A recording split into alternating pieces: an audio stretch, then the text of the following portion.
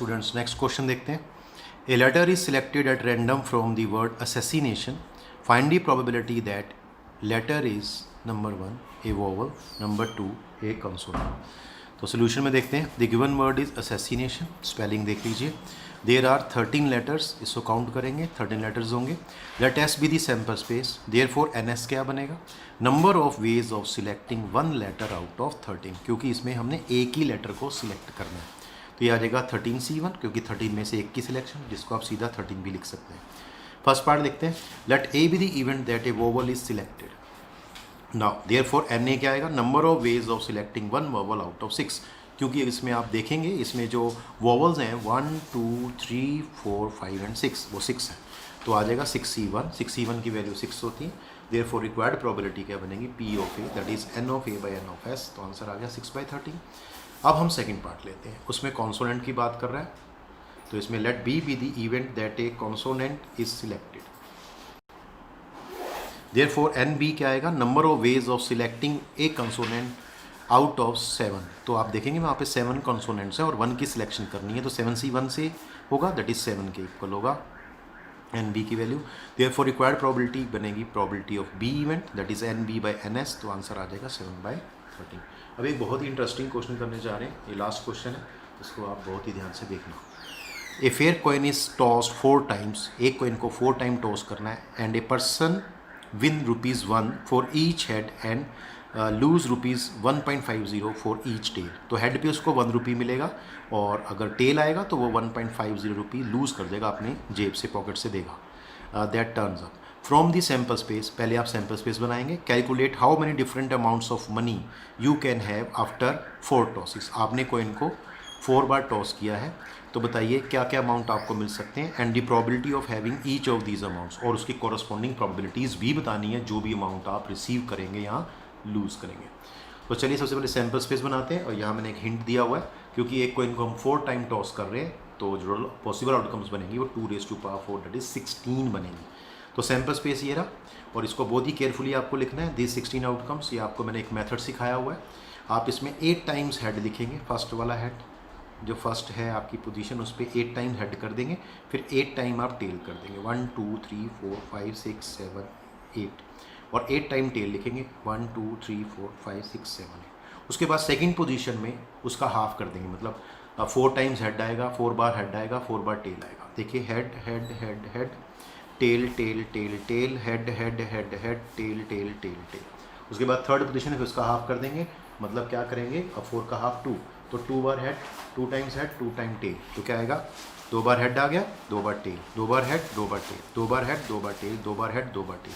और जो last position बची है उसमें क्या करेंगे आप?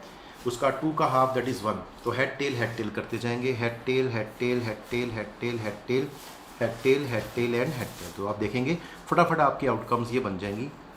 तो देयरफॉर एन एस की वैल्यू क्या आ जाएगी? 16 आ जाएगी. बेटा अब थोड़ा सा मैंने इसको रोटेट कर दिया, क्योंकि मुझे थोड़ा क्लियर करना है एक टेबल से. तो यहाँ एक टेबल बना लेते हैं, जिसके अंदर हमारा सब कुछ आंसर एक ही टेबल में आ जाएगा. तो यहाँ लिखना है आपको फर्स्ट जो आपका कॉलम है उसके हेडिंग में ऊपर number of heads and tails. देखिए हेड टेल क्या हो सकते हैं.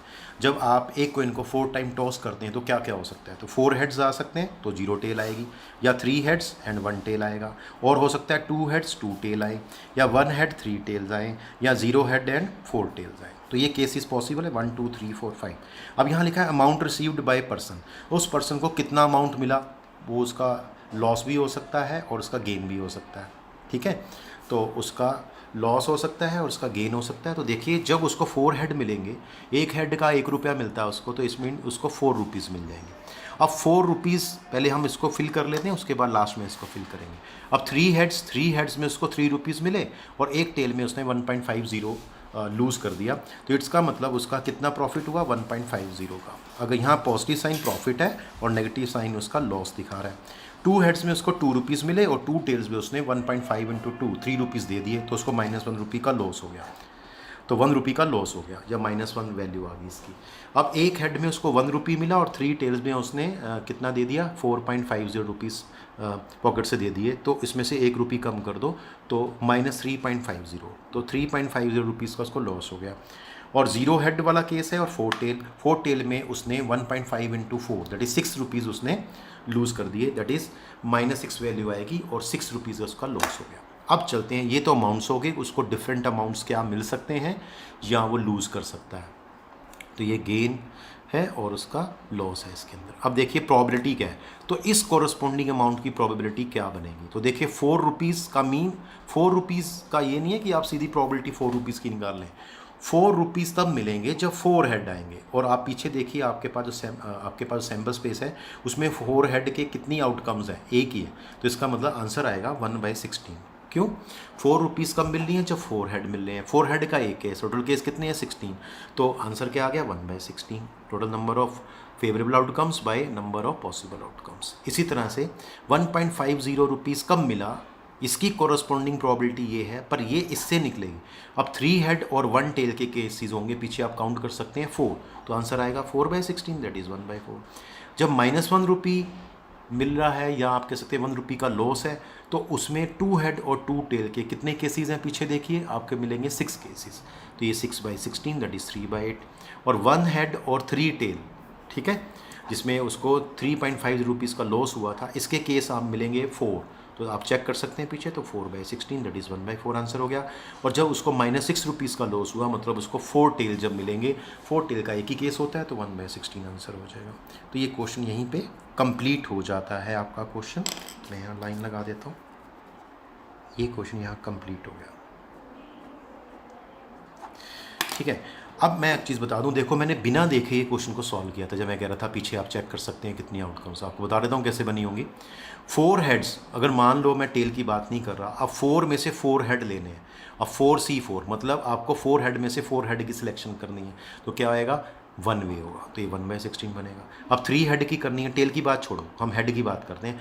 अब 3 हेड लेने हैं आपको 4 में से, तो 4C3 से सिलेक्शन होगी 4 हेड की, तो क्या आएगा 4 वेज, तो 4/16 हो गया। अब 2 हेड की सिलेक्शन करनी है 4 में से, तो 4C2 कितना होता है 6, तो ये 6/16 हो गया। और 1 हेड की सिलेक्शन करनी है 4 में से, तो 4C1 दैट इज़ 4, तो 4/16 हो गया।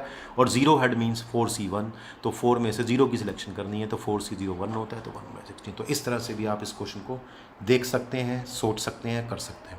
यहाँ मैंने कुछ चीज़ें लिखी हैं जो आपको पता होनी चाहिए। स्टार डाल के, when a coin is tossed n times then number of possible outcomes क्या होता है 2n।